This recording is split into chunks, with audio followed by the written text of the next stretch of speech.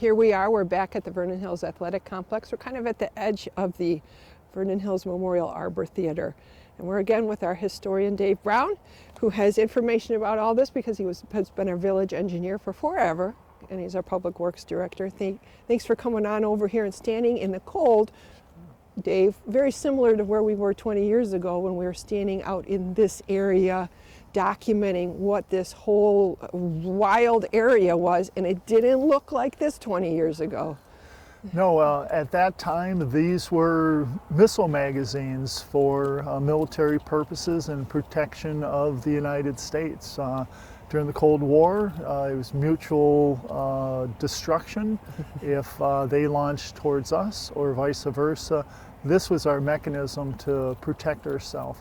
There are Nike bases surrounding Chicago area. I know this is one of them, Arlington Heights, and there's others that surrounded Chicago. And here specifically, we had 3 of them, Alpha, Bravo, and Charlie, that were magazines for our defense purposes.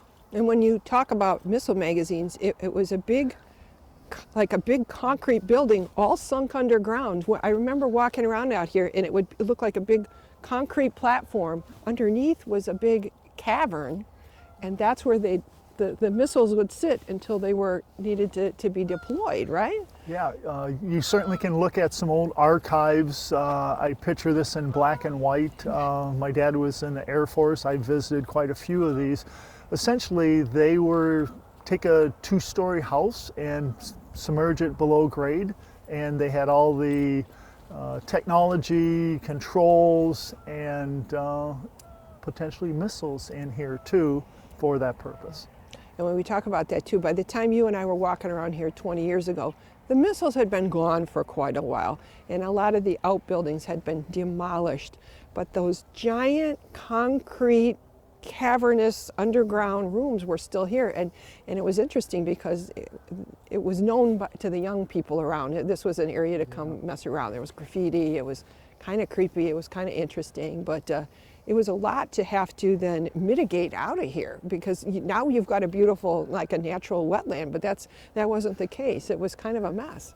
You know, when we were kids, we always found things to explore, and I'm sure kids of that day enjoyed this area a lot, just based on the graffiti and everything we found inside. But yeah, they were very nice facilities.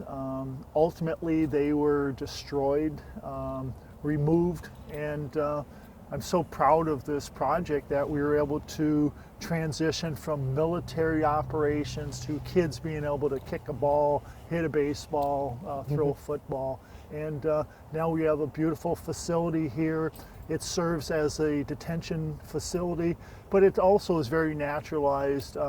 When we first got here, there's a few people who were walking around on a below 32 degree day.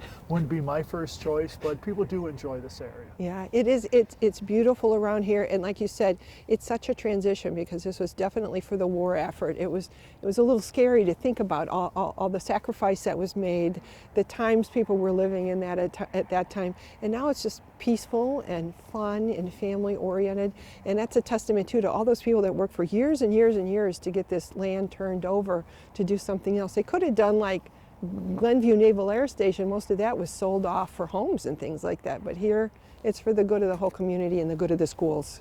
Yeah, it's interesting. The base closures of that time, it was Fort Sheridan, it was Glenview, and it was Libertyville Training Site, or the VHAC we call it now. And all of those were closed essentially as part of the same BRAC closure process. And we people worked.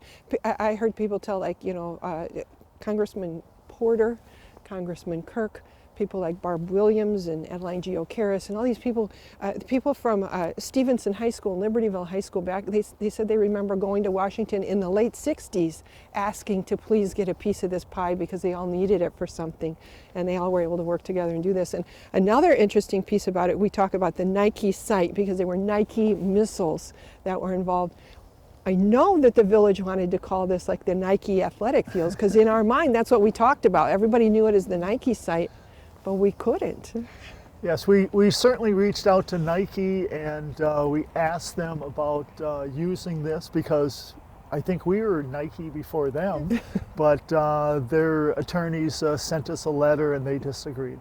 Yeah, and it was a big enough disagreement and enough money involved that everybody's like, let's call it the Vernon Hills Athletic Complex. And some of us still call it Nike, though we just can't help it. So, but that's the story of Alpha, Bravo, and Charlie bunkers, which are now, it's a beautiful wetlands over next to the Arbor Theater. Thanks again for one more piece of history here in Vernon Hills.